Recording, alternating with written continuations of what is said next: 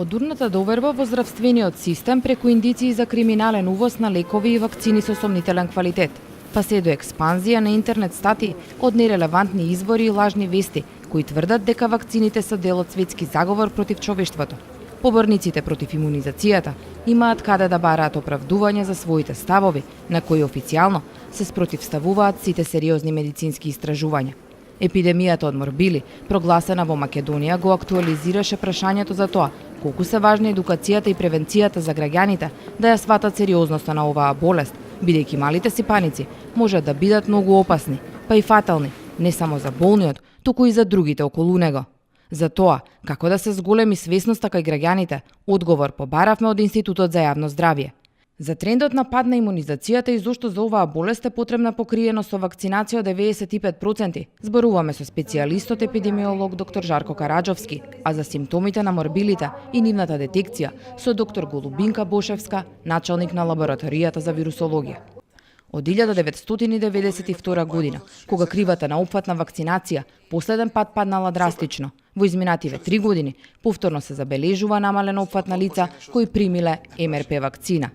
Имунизацијата на деца од инфективни болести морбили во 2015 изнесувала 88,8%, во 2016 82,1%, а во 2017 82,6%. За да има колективен имунитет, односно и тој процент на луѓе кои не се вакцинирани да не заболат, ние останатите ги штитиме со нашиот имунитет, вели доктор Караџовски.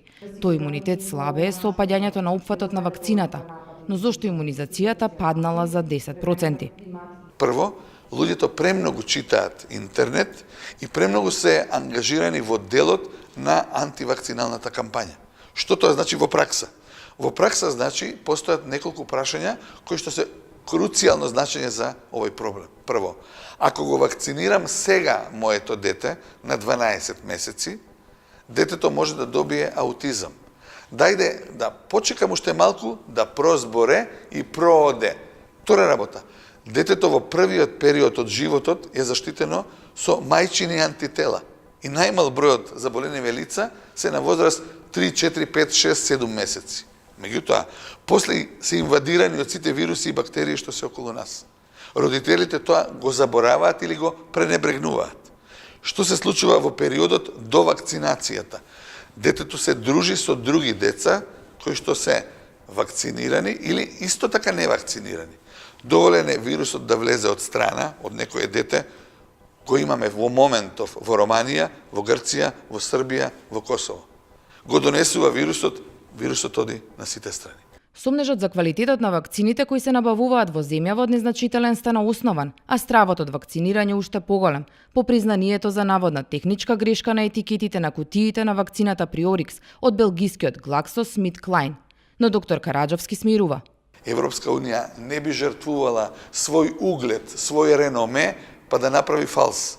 Односно, вакцина за македонски пазар и вакцина за германски пазар или за белгиски пазар.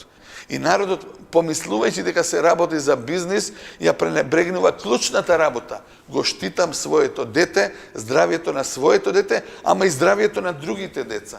Јас како епидемиолог така размислувам. Кога едукацијата и превенцијата не даваат резултати, оние со симптоми на морбили се диагностицираат во оваа лабораторија, акредитирана од Светската здравствена организација. Испитувањето се одвива преку 2 теста. Примарен тест е серолошкиот тест, односно тест за детекција на IgM антитела кај пациентите кои што се сомнителни дека имаат сипаници.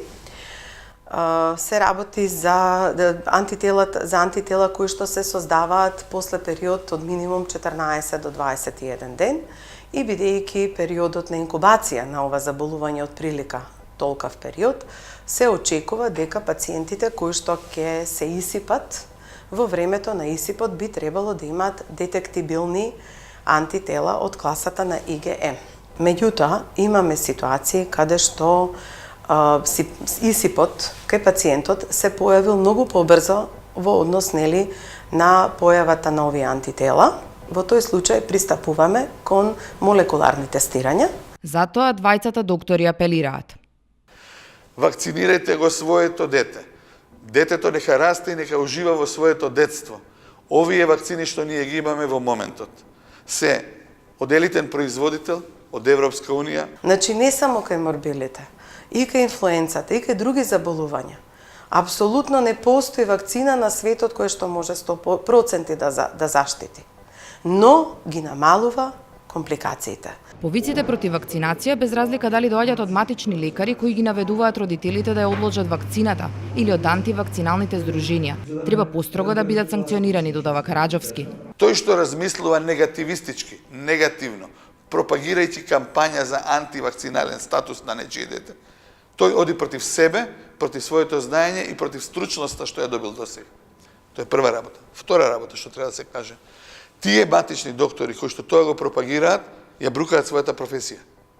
Наспроти повиците против вакцинација, иако погласни се повиците на здравствените власти за вакцинација, во периодот 2 недели колку што трае епидемијата, опфатени се само 10% од 15.000 невакцинирани деца.